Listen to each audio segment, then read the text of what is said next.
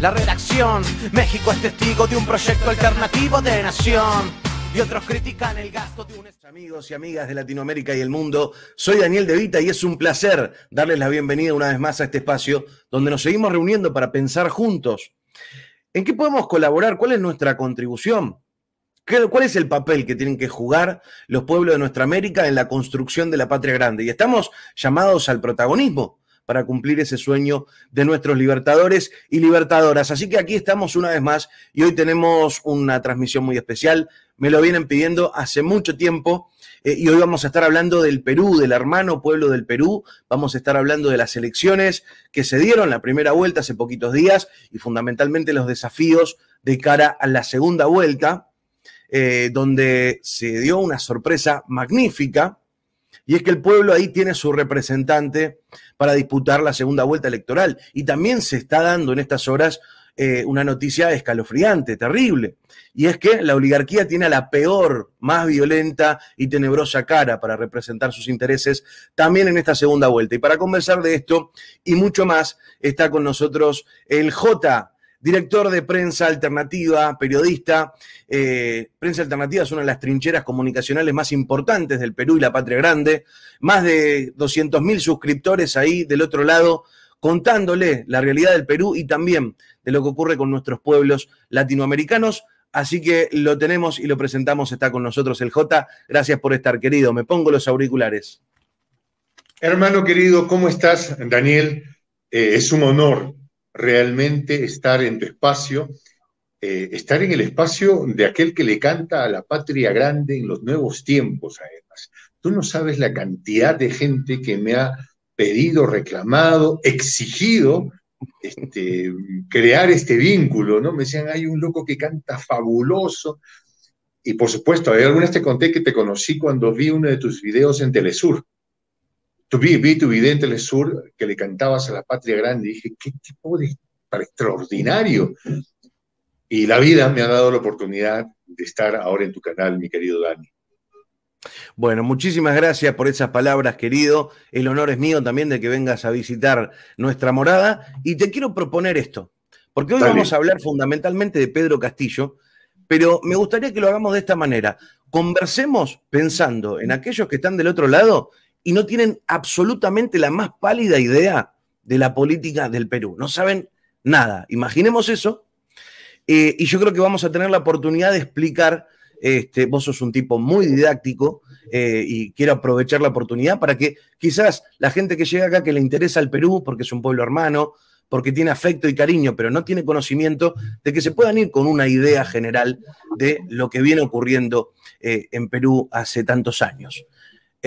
Con los datos oficiales, vos me vas a confirmar si esto es así. La segunda vuelta es Pedro Castillo, en un ratito, y Keiko Fujimori, la hija de Alberto Fujimori. Y necesito que primero me cuentes y le cuentes sobre todo a la gente quién es este personaje, quién es Alberto Fujimori. Bien, a ver, para poner en contexto, la historia del Perú en los actuales momentos no es en nada diferente al del resto de América Latina.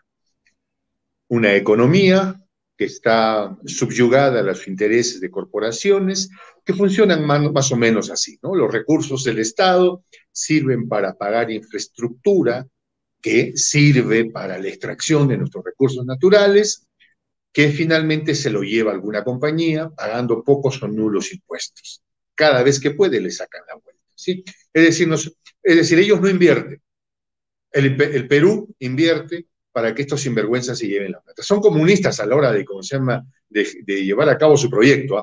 Pero a la hora de cobrar sí son ultra neoliberales. Esta historia se repite, y estoy seguro que tú la conoces muy bien, en toda Latinoamérica, o en la mayor parte de Latinoamérica. En ese contexto, tenemos que en segunda vuelta hay dos candidatos. Pedro Castillo Terrones, un maestro de escuela primaria, enseña primer grado, de una comunidad campesina muy alejada de la capital, que siempre ha sido el epicentro de la política nacional, y desde el otro lado está la señora Keiko Sofía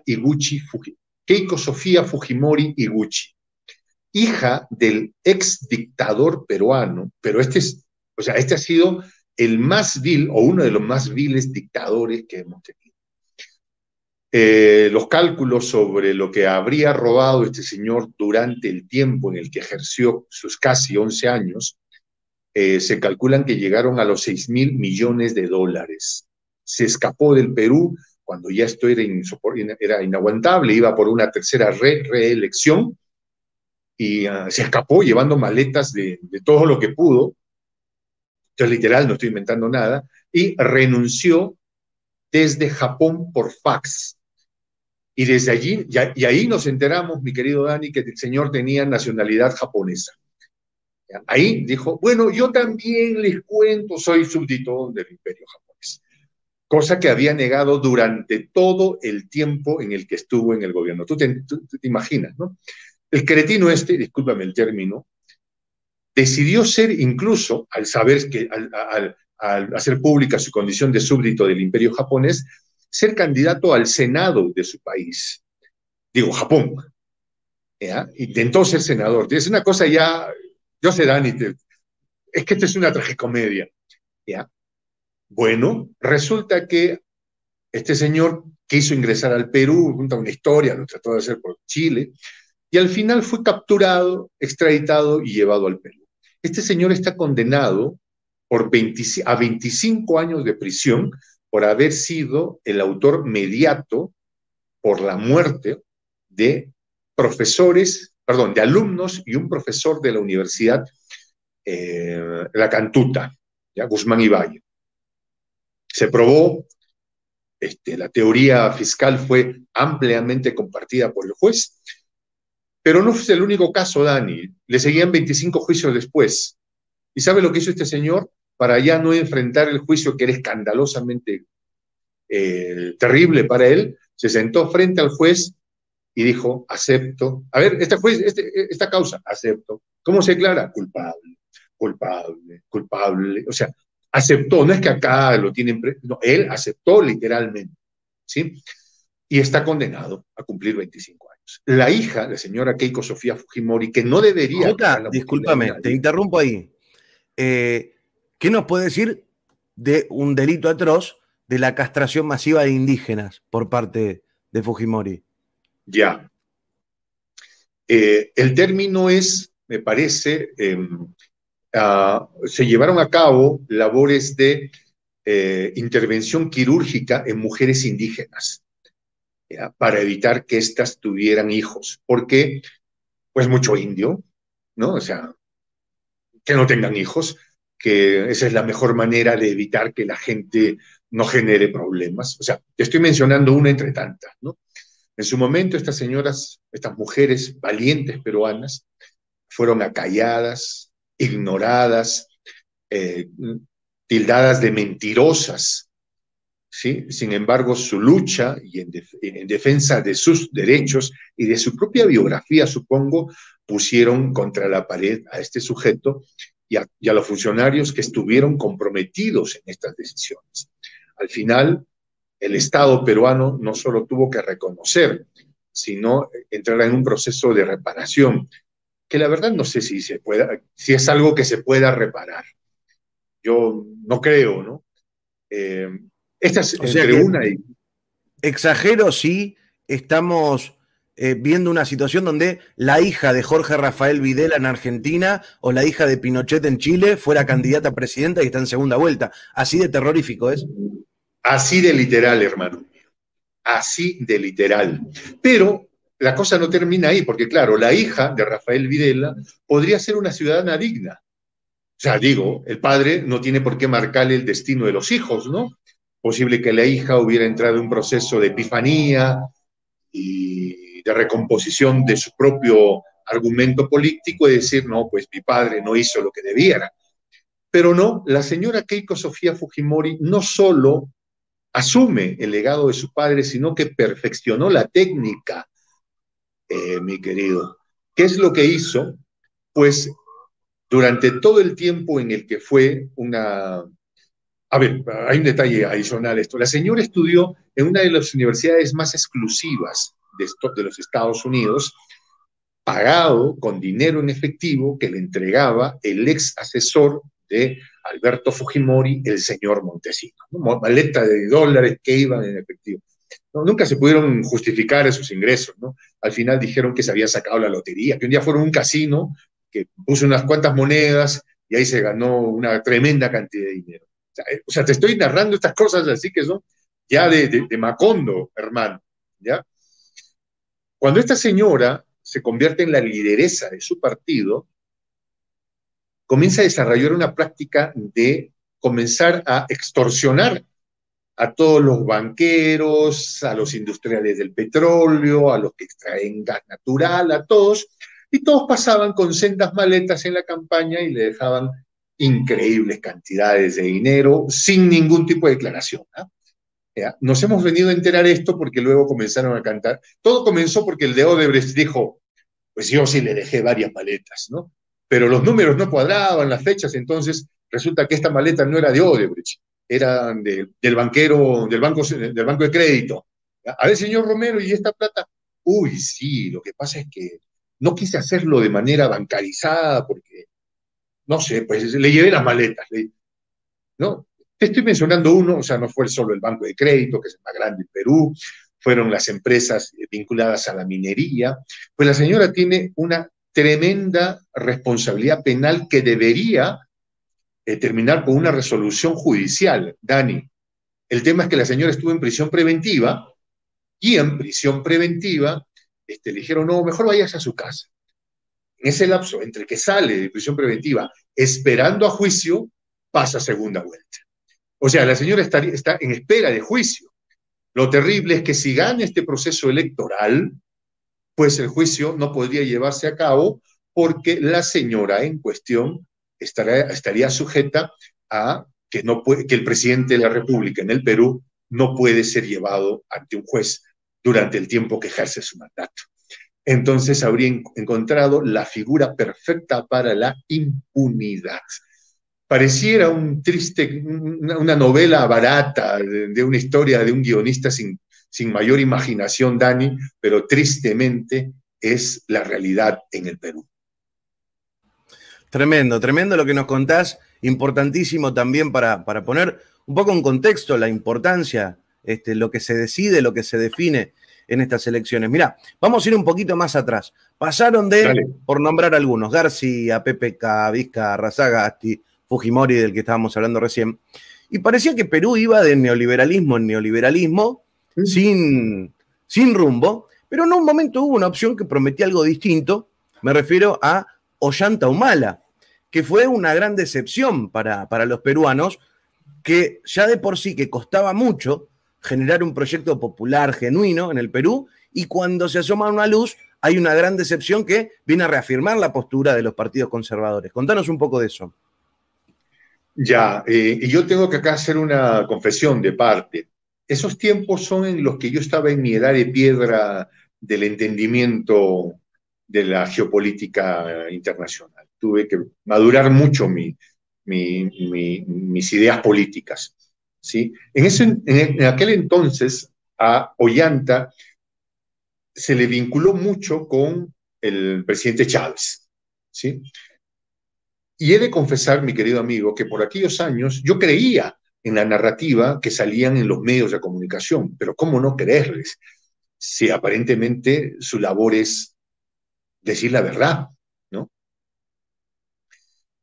Tuvieron que pasar algunos años para darme cuenta que las cosas no conectaban. Era un Ollanta que llegaba al gobierno, llegaba a Palacio de Gobierno ofreciendo un cambio, la gran transformación. Y en realidad lo que fue la gran transformación de él y de su mujer, que cambiaron su condición de vida al estatus de un oficial retirado que no gana mucho dinero, ahora sí, ¿no? A convertirse casi en parte de la élite, ¿sí? Ollanta Humala es una de las peores decepciones que ha tenido el Perú en términos de desarrollo político, porque lo sometieron a periodicazos y fue un vil personaje que es peruano para vergüenza mío, que es alguien a quien no sé por qué le dieron el premio Nobel, al señor Vargas Llosa, ¿sí? Vargas Llosa fue el encargado de ablandarlo a Ollanta, ¿no? Sí, Alguna vez hablando con un académico en el Perú me decían, ¿no? Mira, a Ollanta le fue una cosa así muy fácil, ¿no? Le pusieron un cheque en blanco en la mesa y al otro lado las fotografías de alguien querido, que podrían ser la progenie. Y le dijeron, sacar una foto es tan fácil como disparar un tiro. ¿Para qué te complicas la vida, loco? ¿No? O sea, la versión va más o menos por ahí, ¿no? Ollanta no tuvo la fortaleza, no tuvo la estructura espiritual necesaria para aguantar el golpe. Le dijeron, mira, te vamos a dar por acá unos recovecos, saca adelante pensión 65, las becas 18 para los muchachos, algo harás, pero nos reservamos para nosotros el Ministerio de Economía, el Banco Central de Reserva y la Superintendencia de Banca y Seguros. ¿Ya? Por supuesto, eso cae por su propio peso, el Ministerio de Industria, el Ministerio de Minería, pero claro, ahí te dejamos, te creamos el Ministerio de la Cultura. ¿Qué te parece? Ahí te ponemos el Ministerio de la Cultura, algo vas a hacer ahí, ¿no? Y Ollanta fue tristemente la vil traición, la vergüenza mayor, y además demostró ser sobornable, porque Odebrecht vino con maletas llenas y le dijo, acá está, acá está. Y Ollanta se perdió en la nada, se perdió en la miseria de sus propias Fue repudiado por su propia familia, ¿no? Esta es una familia, yo lo entrevisté al padre, son una familia díscola, bastante especial, no son gente muy aterrizada, por utilizar un término, ¿no? Ollanta parecía el más cuerdo de todos. ¿Ya? Ulises también parecía más o menos cuerdo. ¿Ya? Pero la mamá, Dios mío santo, es una señora con el respeto a su género y a su edad, una señora extraordinariamente extraña, por decirte algo. Ajá. Porque ellos tienen, a ver, una influencia y un poder que tiene que ver con los pueblos originarios. Contanos un poco de eso. Sí y no. A ver, el padre de los Ollanta impulsa una teoría política que es el etnocacerismo. ¿Qué cosa es? Me la he pasado tratando de entenderlo en los últimos 10 años y no hay quien me pueda responder, incluyendo el mismo padre de los Humala, ¿ya? Que no me supo explicar. Yo tengo la entrevista que le hice. Es una suerte de mezcla de una etnia que debería recobrar los valores del general Andrés Avelino Cáceres en violenta respuesta a las invasiones de países extranjeros, específicamente a los chilenos.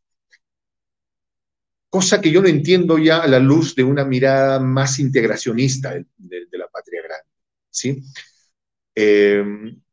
Además que, para tristeza nuestra, vamos, tuvimos un general, el general Andrés Avelino Cáceres, que fue un héroe de la resistencia cuando nos enfrentamos de manera fratricida a nuestros hermanos del sur, a Chile, y que fue, sí, efectivamente un héroe, pero después de ser un héroe se convirtió en uno de los más corruptos presidentes de la historia. ¿Ya? O sea, Cáceres, si bien es cierto, se le recuerda por la campaña de la Breña y todo, pero este señor, si no se pudo cargar el país, fue porque no había técnica para ponerle ruedas.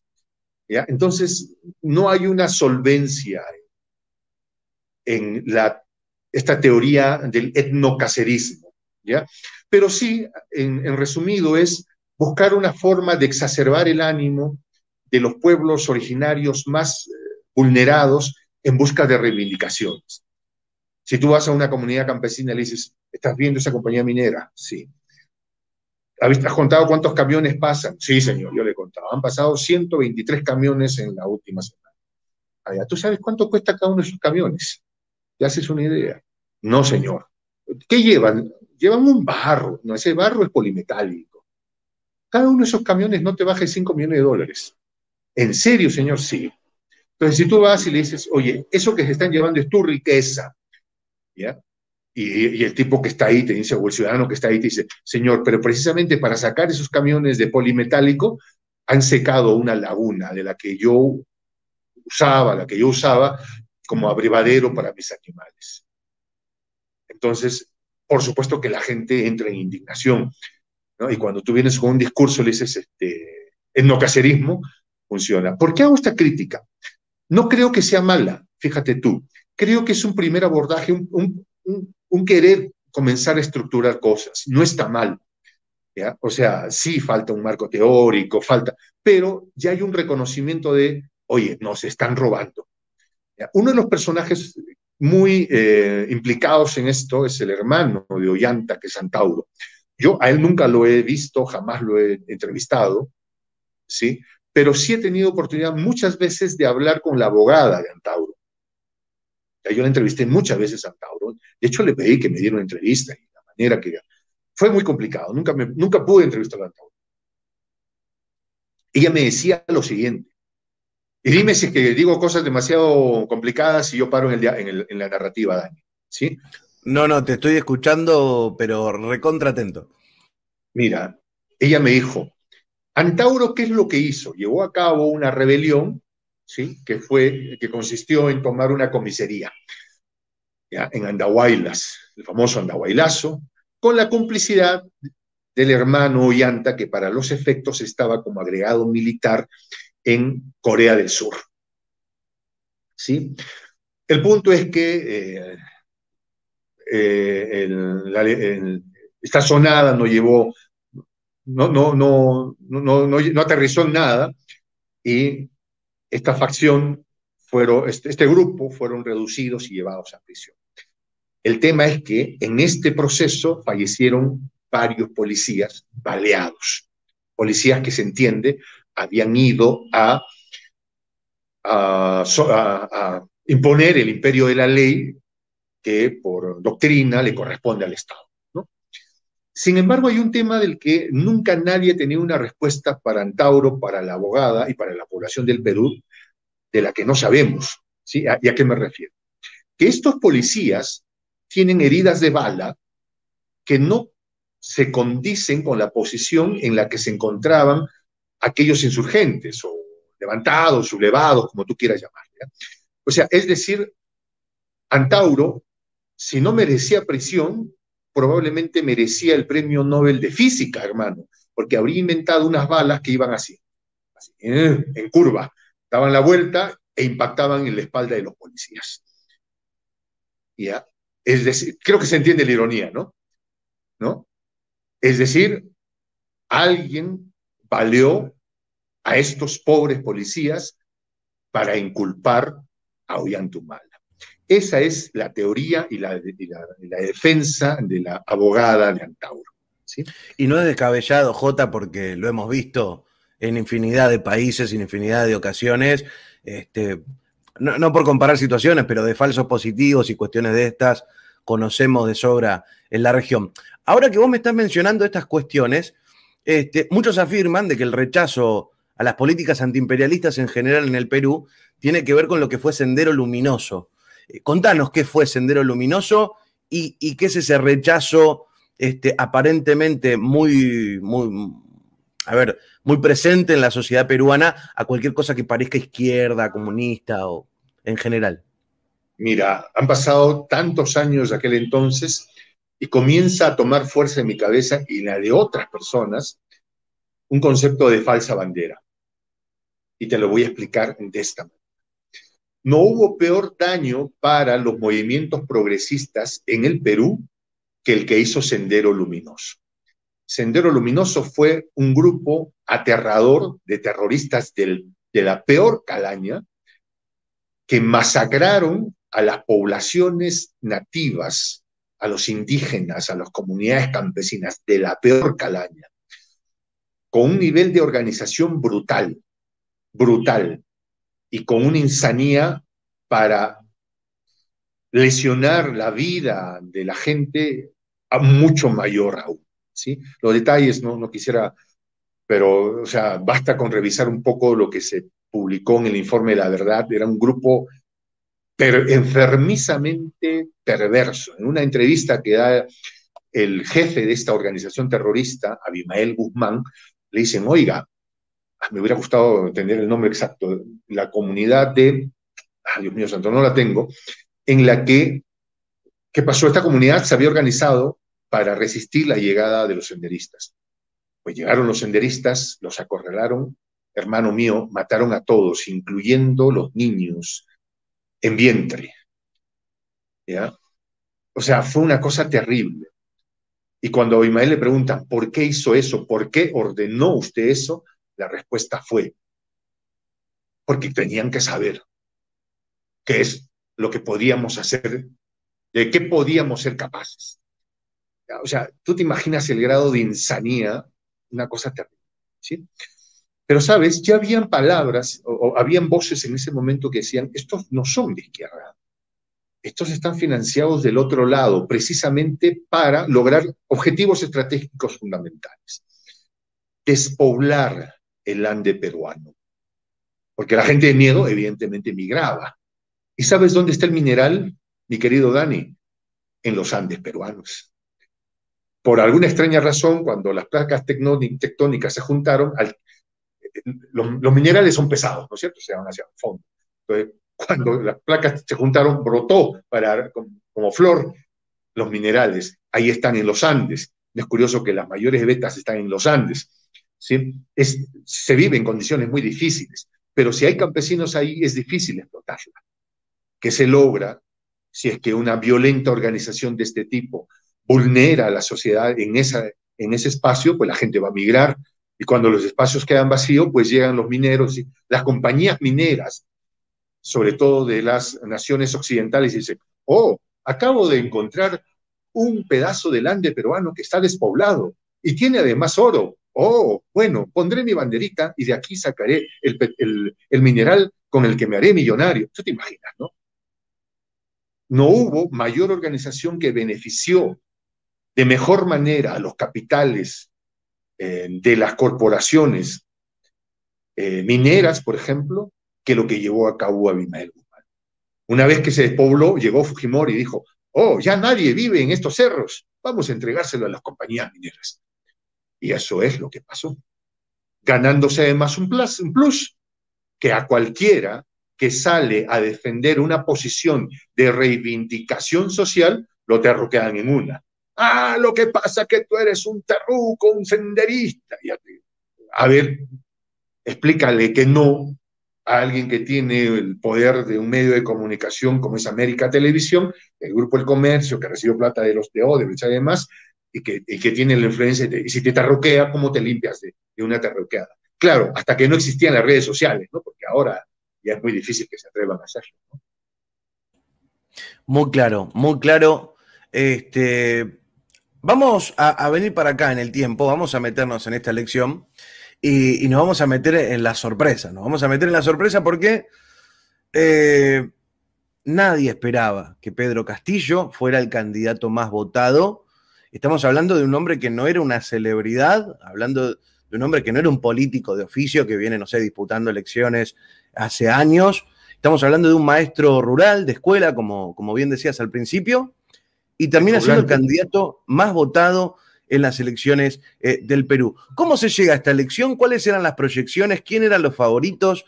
Y contanos cómo se configura el mapa de lo que podemos denominar izquierda, y ahí ya vos nos vas a definir qué es izquierda y qué no, qué es soberano y qué no, pero a ver, en términos para que la gente comprenda cuáles eran las opciones claramente de derecha neoliberal y cuáles eran las opciones más amigables. Mira, yo creo una especie de cuentito para entenderlo, para hacerlo más fácil de entender, ¿no? Imagina que hay un pueblo en el que solo hay una avenida, y en esta avenida hay 10 tiendas. Entonces tú llegas y dices, ah, mira, qué interesante, ¿no? Buscas la competencia, quién te puede dar un mejor precio por el producto que tú estás buscando, ¿no? Pero lo que tú no sabes es que esas 10 tiendas tienen un solo propietario y que no importa a quién le compres, le estás comprando al mismo negociante. Así está la política en el Perú. Tú puedes encontrar una variante, ¿no? Este sí es, por ejemplo, un ultraconservador, en defensa de los valores de la familia, qué sé yo, ¿no? Este es un poquito más liberal, ¿no? Pero con las minas no se va a meter jamás, y así una variante. Pero al final tú te das cuenta que todos están bancados y financiados por las mismas corporaciones, por las mismas ONGs, y que están dispuestos a firmar los mismos tratados internacionales. ¿Ya? Entonces, digo, no hay diferencia en que te le compres al señor de la tienda A con que se la compres al de la número 9, ¿no? Porque al final estás haciendo negocio con la misma persona. Ese es el panorama en el Perú respecto a los candidatos que son favorecidos por la encuestocracia. La encuestocracia, como presumo yo en el Perú, y estoy seguro que pasa también en Argentina, perdón, como pasa en Argentina seguramente, son una forma de crear una narrativa, de hacerte creer quién está ganando, ¿no? Entonces nos pusieron que el escándalo estaba adelante, ¿no? Primero nos pusieron un señor Forsyth, ¿no? Cuyo único legado importante es haber sido arquero de un equipo de fútbol. Digo, o sea, qué bien, ¿no? Pero eso no sé si te hace, ¿ya? Y nos dijeron, este es más guapo, es bonito, le gustan las chicas, voten por él. ¿Sí? Está casado con una actriz, se divorciaron en términos medio ruidosos, muy efectivos para la campaña. Este es, nos decían, ¿no? Entonces, como no agarraban, nos fueron poniendo otros. Si no te gusta esta tienda, entra a la siguiente y a otra tienda a la siguiente, ¿no? Pero nunca nos dijeron que era Pedro Castillo. Y aquí va una autocrítica mía, Dani. Yo tampoco lo vi a Pedro, no lo vi. Yo lo entrevisté a Pedro muchas veces por el año 2017, cuando cuando yo estaba en Radio RBC, que fue, bueno, yo trabajé en el grupo de RBC con Ricardo Belmont, que fue uno de los últimos medios de resistencia democrática. Éramos un canal castigado por el ANDA, por la Asociación Nacional de Anunciantes. Nunca nos pusieron un centavo de publicidad y tenían prohibido entre ellos ponerse publicidad. El Estado jamás. Éramos una radio y un canal de televisión sin publicidad. Lo que hacíamos para sobrevivir era épico. Algún día te lo contaré. ¿Sí? Y Ricardo siempre cumplió con pagar. Aprovecho, Jota, que lo mencionaste a Ricardo, porque veo que en el chat hay un montón de gente preguntando por Ricardo Belmont y qué pasó con Ricardo Belmont. Ricardo Belmont está apoyando a Pedro Castillo. Sí, no he hablado con él, con Ricardo, iba a entrevistarle para unos días antes del proceso, pero estaba tan ajustado él en sus actividades que no pude. No he podido yo reunirme con Ricardo ni hablar con él, y menos viajar a Lima por este tema de la pandemia, ¿no? Pero yo desde RBC, en Radio RBC, lo entrevisté muchas veces a Pedro cuando nadie lo iba a entrevistar, era un invisible. Cuando eran 5 o 10 maestros de escuela que se reunían para impulsar la huelga magisterial en contra de la privatización del sector de educación, ¿sí? Y luego comenzó a aglutinarse, y eso fue bueno. Me gustó verlo a Pedro crecer. No sé si se acuerda de mí, la verdad, ¿sí? Pero yo siento que puedo reconocerlo, ¿no? La impresión que tengo de él, que es un hombre sencillo, que no se complica la vida con la parafernalia de los políticos, ¿no? De eso se hacía al estilo, no sé, oh, he venido aquí a poner mi vida al servicio del pueblo. Ya tú te imaginas, ¿no es cierto? Pedro es un hombre tranquilo, sencillo, quechohablante, muy andino en su estructura mental, corporal, ¿sí? Y esto es un plus, déjame decirte, porque el hombre del Ande es alguien que por definición es muy práctico, muy conectado con lo que se puede o no se puede hacer. ¿Ya? Yo sé que acá van a saltar críticas y van a decirse cosas, ¿no? Pero el hombre del campo sabe que si pone una semilla de papa ya saben cuánto tiempo va a tener que salir. Y esa es una formación que, aunque no me creas, hay mucha gente en los barrios sanisidrinos, que es la élite limeña, trata de obtener eso gastando miles de dólares en psicoanálisis, ¿no? Pedro lo tiene como parte de su personalidad, es la impresión que yo tengo. Ahora me dirán, Pedro es un ignorante en economía. Hay una entrevista que ya está circulando que se le hizo Diego Acuña en UCI TV, en la que Pedro revela que de pronto tiene un tema aún por insumir en el conocimiento de la economía, por ejemplo, ¿no? Te voy a decir, y se lo planteo a las personas que están escuchando. ¿alguno de ustedes ha tenido, no sé cuántas personas sepan volar un avión? Yo creo que muy pocas, ¿no? Una cosa muy especializada. Pero eso no te limita a subirte a un avión y volar con un piloto, ¿no es cierto? Que es más o menos lo que hizo Evo. Evo, evidentemente, no era un técnico en finanzas ni en economía, pero sí alguien que sabía a dónde quería ir. Entonces, a ver tú, Lucho Arce, a ver, explícame cómo es este negocio. Ah, mire, presidente, estos señores explotan los recursos, se llevan el 80% y nos dejan el 20%. Ah, ya. ¿Y tú crees que podría ser al revés? No sé, presidente, déjenme verlo. Se hicieron consultas con todos los catedráticos de Bolivia, técnicos. Volvió, presidente, sí se puede, pero no la van a hacer difícil. Ah, ya, no te preocupes, esa es mi chamba. Y la hizo. Es lo que tiene que hacer Pedro, es eso, ¿no? A ver, yo no soy un especialista en economía, seguramente, ¿no? Yo soy especialista en saber qué es lo que quiere mi pueblo. A ver, economista, vengan para acá, explíquenme qué podemos, cómo hacemos lo que quiero. Yo quiero estar acá, quiero que lleguemos allá. ¿Pueden hacerlo o no pueden hacerlo? No sé, vamos a pensar. Regresamos, presidente, esta es la opción. ¿Sabes qué me ha indignado a mí, Dani? La cantidad de mensajes racistas que han habido, que hay en estos días en las redes sociales en contra de una figura histórica como Pedro Castillo Terrones. Al punto que la gentita de las universidades le dicen Peter Castor, ¿no? Porque no quieren que sea Pedro Castillo Terrones. Peter Castor, ¿ya? Por a ver si nos sentimos muy al norte, ¿no?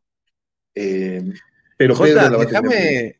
déjame hacer un aporte a esta referencia magistral que hiciste y me parece que la comparación con Evo es brillante, porque además que estamos cansados de tener a esos supuestos cracks de las finanzas. Mira, nosotros vos sabés que venimos de 4 años nefastos de macrismo y Mauricio Macri se trajo a todos los lobos de Wall Street argentinos que andaban pululando por el mundo a manejar la economía argentina. Vos sabés que hubo un personaje nefasto, Totó Caputo, que nos lo presentó Mauricio Macri como el Messi de las finanzas internacionales. Bueno, la que se robó ese tipo y el agujero que le dejó a los trabajadores y las trabajadoras de la Argentina es una cosa infame y delictiva. Ahora, vos sabés muy bien que antes, hace unos cuantos años, no existía política y economía. Era una misma materia y era una misma ciencia y en una universidad se llamaba economía política, no era una disociación. Bueno, justamente, y me parece que fue uno de los grandes aciertos estratégicos del neoliberalismo, fue agarrar una ciencia que es una cosa y partirla en dos. Entonces, tenés cuadros probablemente brillantes a la hora de resolver de manera técnica cuestiones económicas, pero no tienen las herramientas de poder plasmarlo en la realidad a nivel político. Y viceversa, tenés mucha gente con mucha capacidad política que quizás no tiene los conocimientos para aplicarlo en materia económica. Ahora eso es muy sencillo. Que no tendría por supuesto. Néstor Kirchner decía en su momento, el ministro de Economía soy yo que soy el presidente. Y le decía, pero si vos no sos economista, sos abogado, no tenés ni idea.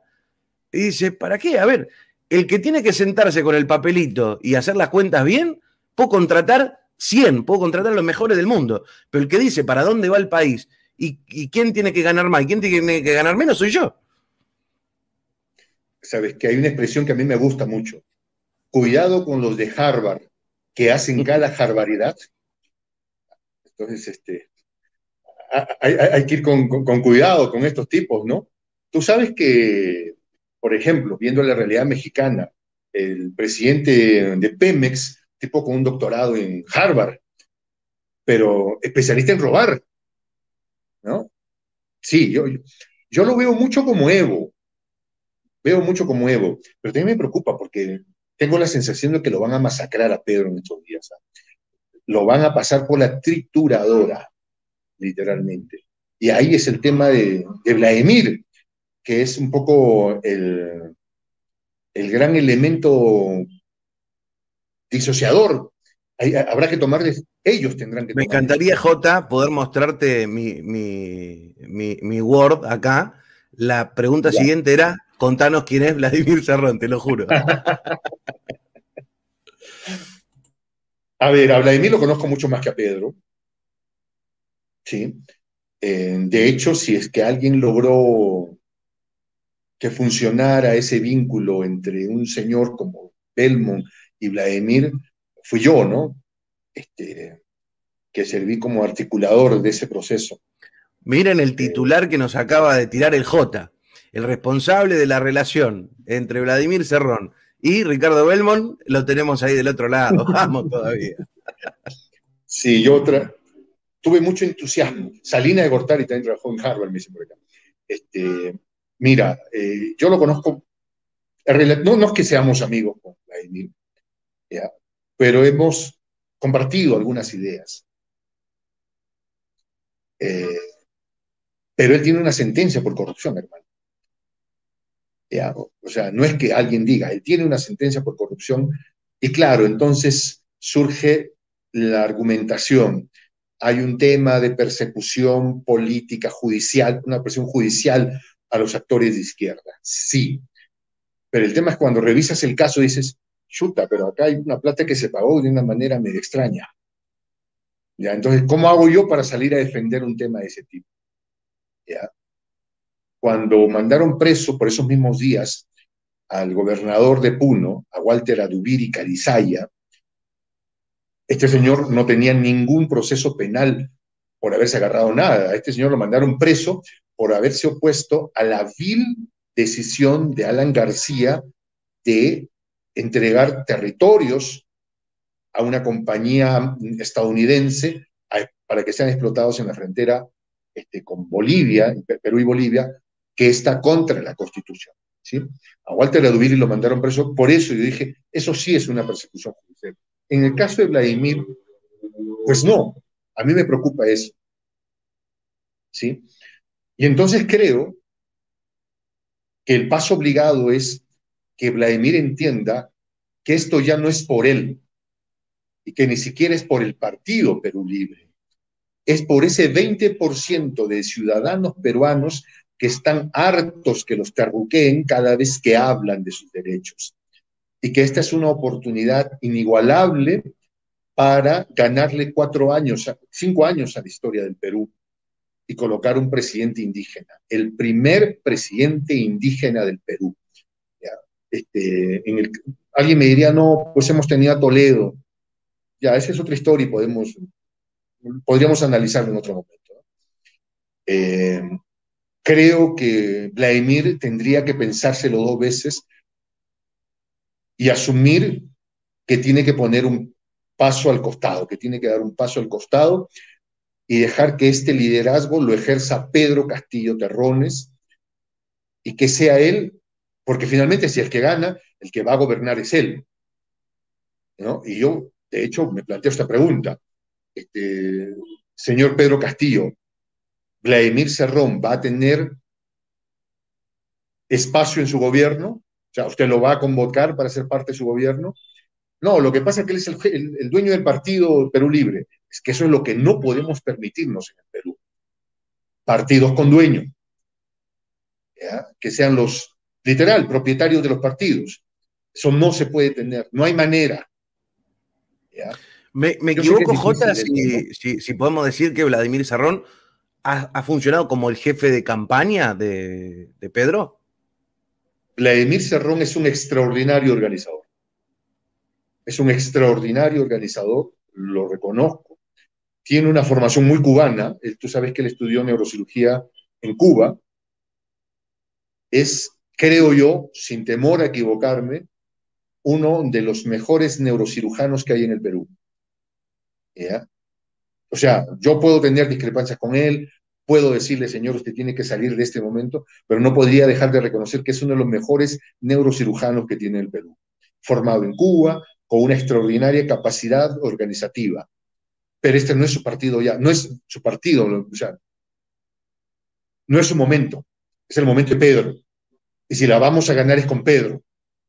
Y si él tiene que decir, ok, vamos a poner un paso al costado para que esto funcione, creo que eso sería una demostración de honestidad histórica.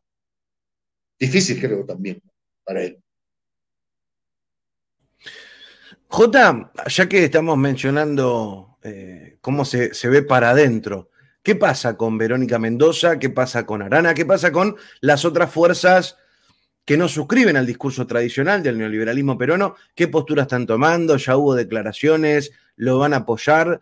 ¿Van a fiscalizar? ¿No se meten? ¿Son prescindentes? ¿Qué nos puedes contar? Marco Arana ha desaparecido en el escenario político, sus votos son muy pequeñitos, muy chiquititos, ¿sí? Verónica, yo tengo ahí un tema muy fuerte con Verónica en el sentido que yo sí hubiera querido que ella fuera la primera presidenta mujer del Perú, ¿ya?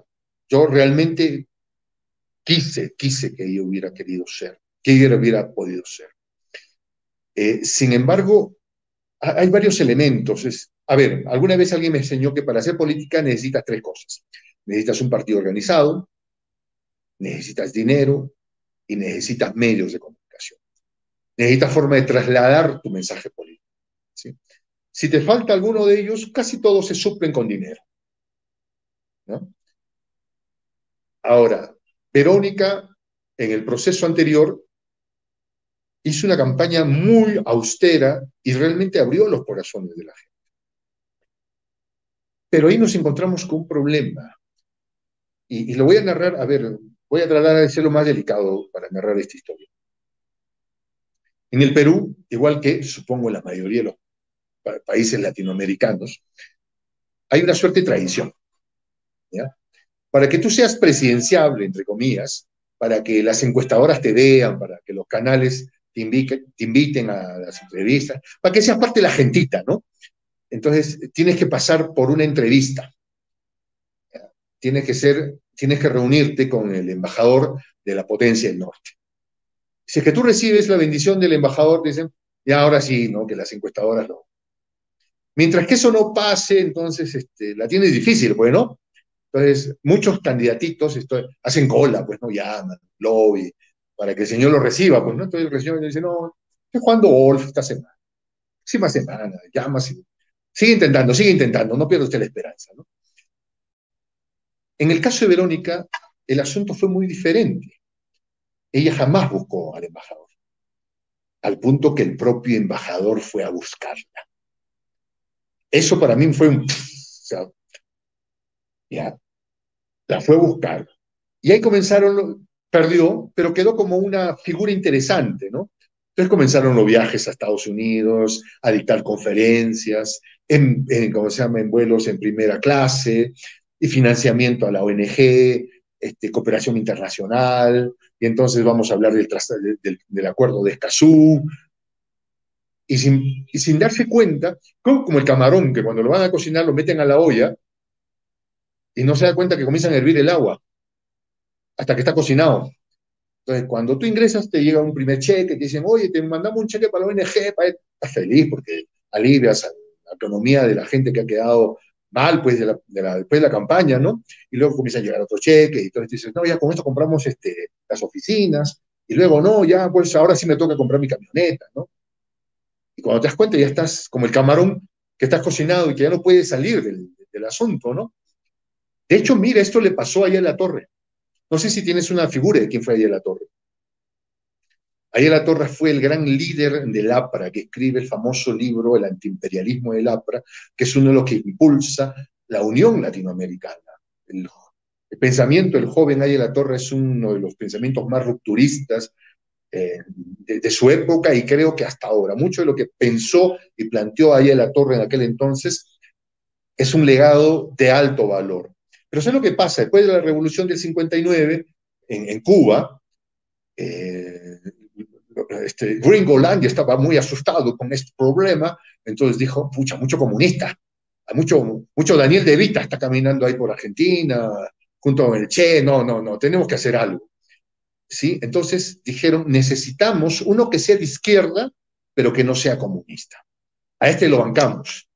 Y encontraron que Aya de la Torre era la figura perfecta, porque ya tenía una vieja confrontación con Mariátegui, y entonces dijo, no, pues vamos a ponerle los billetes a este señor y lo impulsamos. Entonces, Aya de la Torre ordena a sus militantes que nunca más vuelvan a leer su primer libro, que es El antiimperialismo y el APRA, y dicen, ahora van a leer 30 años de aprismo. Si tú lees 30 años de aprismo y el primer libro no se parece en nada, pues es que fueran escritos por personas diferentes. ¿Ya? Y luego, claro, son los años en los que la Casa Blanca impulsa la famosa Alianza para el Progreso, que era, vamos a hacer que las élites dejen, que la élite no robe tanto para que no sea caldo de cultivo del comunismo. Bueno, como el surgimiento de la socialdemocracia europea para contener a la clase trabajadora, para que no se le ocurra hacer alguna revolución. Ahora, esto que vos estabas diciendo del camarón que se lo pone con el agua fría y se lo cocina y cuando está cocinado recién se da cuenta, ¿sabés qué pasa con músicos? Y te puedo garantizar de primera mano que es así, predicadores de todos los credos y todas las religiones, políticos ni hablar, luchadores con por youtubers. Derechos humanos, con youtubers, pero es increíble todo lo que estás contando. Sí. Y ninguno de nosotros, vamos un poquito más, ninguno de nosotros está exento de estas cosas. Por eso hay que pisar con pie de plomo, por eso hay que tomar todas las decisiones con una conciencia y con una reflexión constante, porque nadie un día se levanta pensando en la patria grande y al otro día se entrega de lleno. Bueno, puede haber algún caso, pero es raro. Ahora, la inmensa mayoría empieza así. Uy, mirá, bueno, resuelvo esto, resuelvo el otro. Cuando te diste cuenta, trabajás para ello. Dani, te voy a contar algo personal. Yo trabajaba en un canal local de la ciudad donde me encuentro hace muchos años atrás. ¿Ya? Y vino a buscarme un grupo de familias que habían sido afectadas económicamente por un estafador que les había vendido un proyecto de construirles sus casas y nunca se las había entregado. El tipo se había embolsillado fácil unos 6 millones de dólares. ¿Ya? Entonces yo me indigné porque ningún medio hablaba del asunto.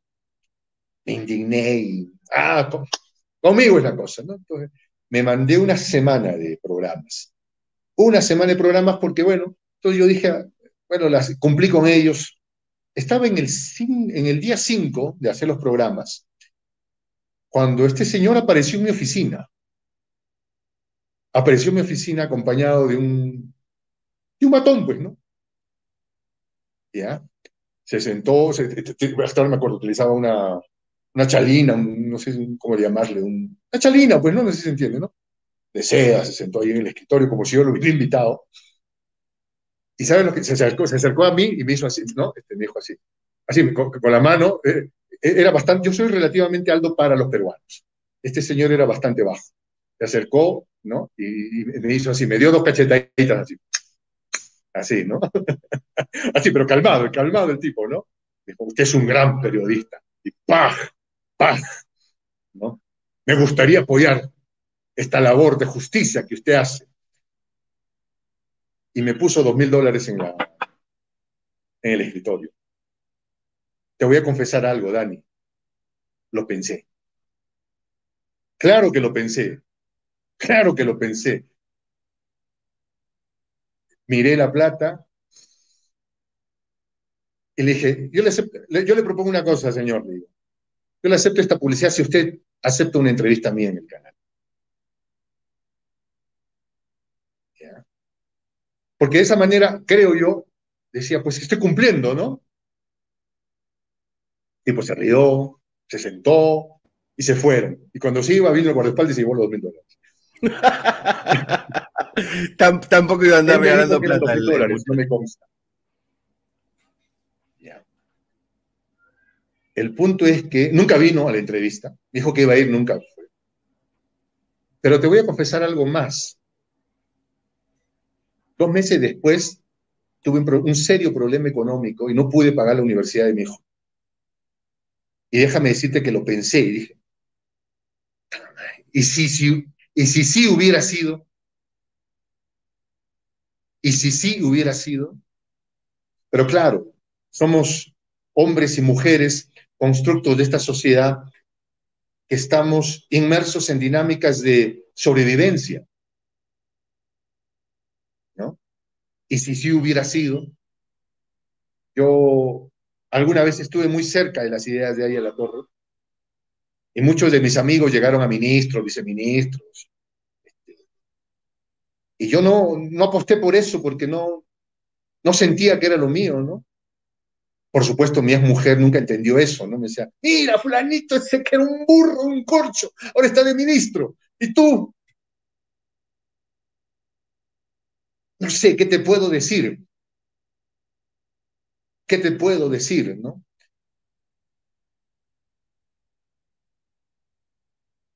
Creo que tiene que ver con lograr cosas diferentes, ¿no?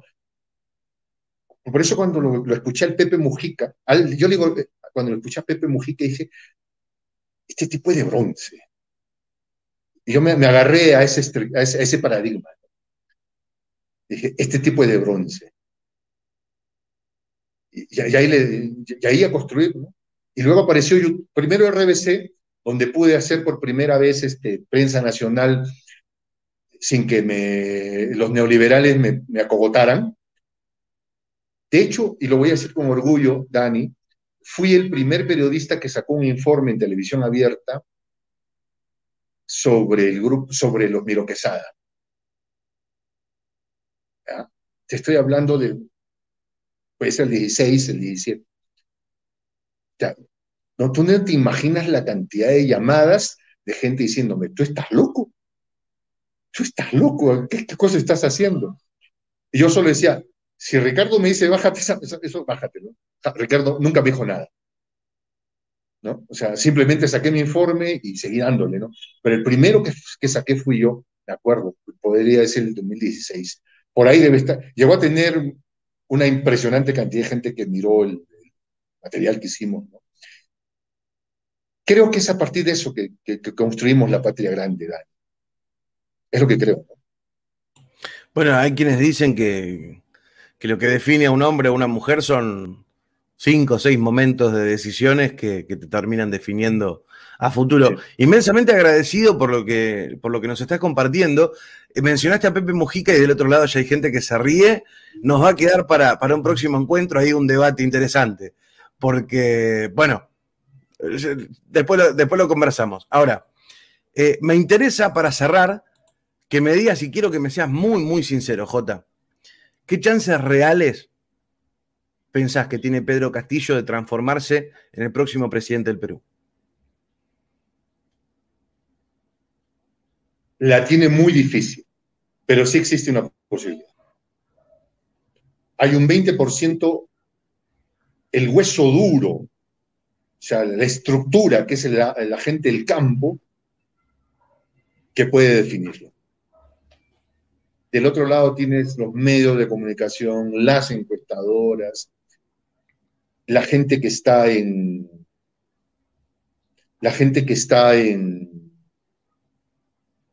las calles el urbanita que se cree europeo, ¿no? Yo he pedido del Castillo. Sí, pero eres indígena. No me vengas a decir que eres. No, mi abuelita era española, eres indígena. Soy urbanita, ¿no? Yo no quiero que me comparen con los indios de la sierra, con el serrano. Sí, pero ese indio serrano es el que te alimenta. ¿Ya? Creo que acá esto va a ser casi un tema psicoanalítico, mi querido Dani. Sí, porque nos vamos a encontrar con lo que somos. ¿Ya? Somos indios. A diferencia de ustedes que llegaron poblaciones tan dispersas y muy europeas, yo te decía, yo tengo el orgullo de saber que el 70% de mi sangre es nativo americano.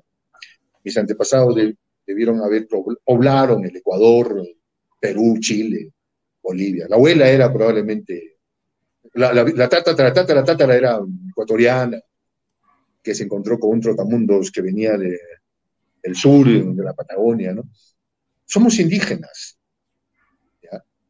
Hay un argentino nacionalizado mexicano, Dussel, que dice, necesitamos descolonizar culturalmente Latinoamérica, pero sobre todo descolonizar mentalmente a los luchadores de izquierda.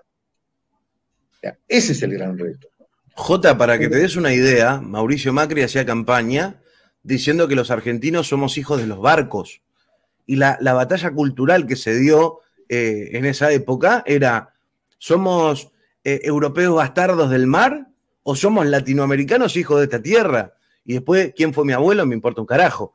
Mi apellido es De Vita. Ahora, mi familia, mi pertenencia, mi idiosincrasia, mi historia está acá. Y si mi bisabuelo era un tano que le encantaba hacer boloñesa en la ollita, está perfecto. Ahora, la pertenencia está acá, mirá. Porque en Latinoamérica es eso, un Pero hervidero de claro, culturas, de sabores, de olores, de texturas, de pieles, pero de si idiomas. la cuestión racial, cultural y psicoanalítica, como vos decís, pesaba en la Argentina, que uno a priori puede decir no es tan importante. Imagínate en el Perú. Sí.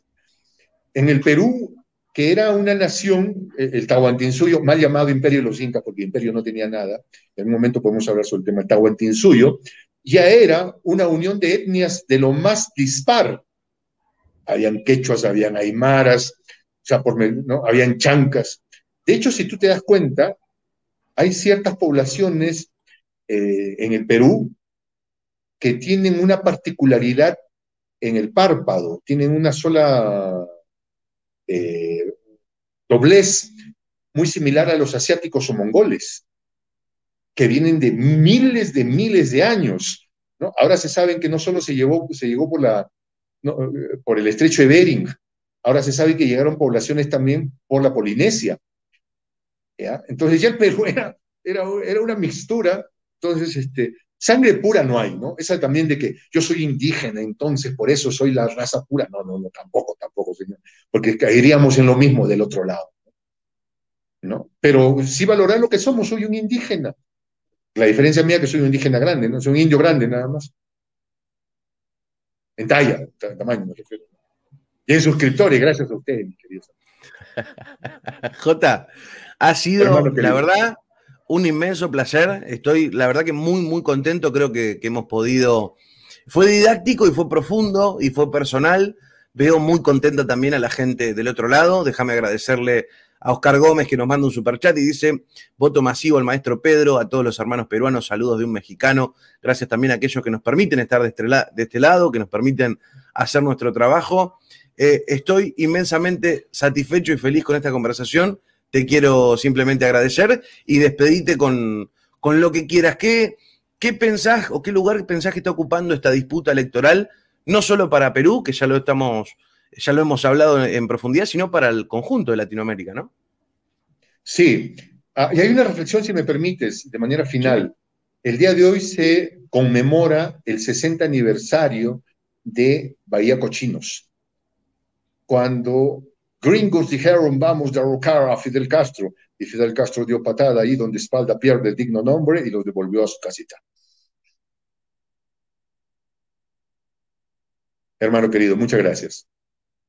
Muchísimas gracias a vos. El J estuvo con nosotros inmensamente agradecido con este contacto, inmensamente agradecido con esta charla. Creo que hemos cumplido con creces, que nos venían pidiendo hace rato. Hemos tenido un encuentro a la altura. Así que bueno, a ver, la agenda está como loca, hay novedades de Argentina. Lula recupera en Brasil sus derechos políticos. Bueno, de todo esto que está ocurriendo vamos a seguir conversando en este espacio. Me toca decirles hasta la próxima. Gracias por haber estado ahí del otro lado. Abrazo grande, con la certeza inquebrantable de que venceremos.